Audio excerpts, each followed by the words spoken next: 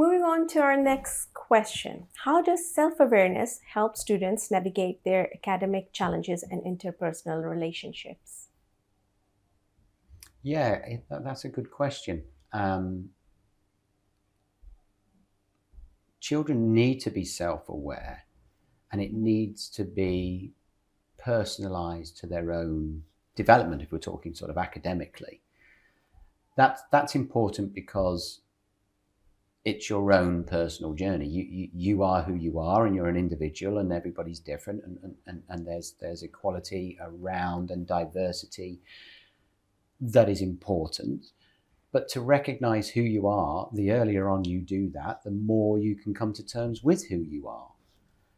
And, I was alluding to a little bit before how some of those skills aren't necessarily there. They aren't necessarily there with this particular element, where individuals don't come to terms with who they are, particularly. They might want to be something else, might want to, there's nothing wrong with aspiring to be something else. So that's goal setting. And it is natural to compare yourself with others. It does happen. It happens here at Forest Park, but less so in the fact that it doesn't impact your journey. There's nothing wrong with, me seeing what you got on your spelling test, or me seeing what you got on your latest maths assessment. But that shouldn't adversely affect me. And the conversations we have here are, well, it doesn't matter what you got in comparison to me. It's what I got last time on my spelling test. And have I improved my own? And we use terms like personal best and PBs and those sorts of things. So you set yourself challenges, right? Yeah. Because if you've got a personal best and that's what you can do with your maths or with your English or with your writing or spelling or reading, you want to just further develop yourself.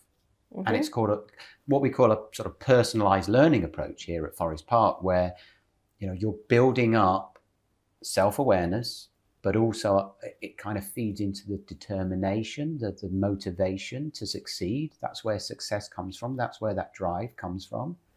Because again, as adults, as grown-ups, we know that cycle never ends, right? It's always, okay, I've got to that point. Where do I go next? Where do I go next? And that starts with your own self-awareness. At a very young age, the earlier the better. This is what I can do. This is what my strengths are. These are the areas that I need to develop. But this is what I'm going to do about it. As opposed to a mindset of, and you still come across it, of, I'm no good at maths. I'm good at English, but I'm no good at maths. No, that's a different mindset. I suppose there's an element of self-awareness in that but the mindset changes. I'm not as good as, and that's, maths and English is usually quite common, but there are other areas. But it's finding, okay, I'm not so good at this particular thing. This is what I'm going to do about it. I need to work a bit harder at that then. But also celebrate, I am very good at this. And this is what I'm going to do to accentuate and make sure that becomes the best that can be. They're just different levels, right? Yeah. So having those conversations, having the sort of restorative feedback, and research and pedagogy shows that's much better done verbally and in the moment. This is not just education. This is sort of coaching and leadership too, right? Because me and you having a conversation and feedback around a particular outcome on a project is much more meaningful than an email or a piece of paper that says, you scored this, you need to do this better. Because you need to get the message across. And that's much better done, face to face, right?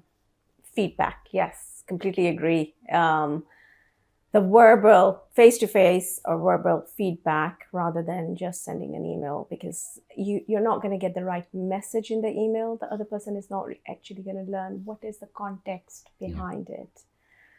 So it's interesting in terms of what you've just said. So the first element of it is you need to be more self-aware. You need to understand who you are, what your strengths are, what your weaknesses are. But then on the same side, you need to grow a growth mindset. So it's absolutely fine that you're not good at something, but then adopt a growth mindset. Then, yes, what can I do to get better at it? So thank you, Nick, for that.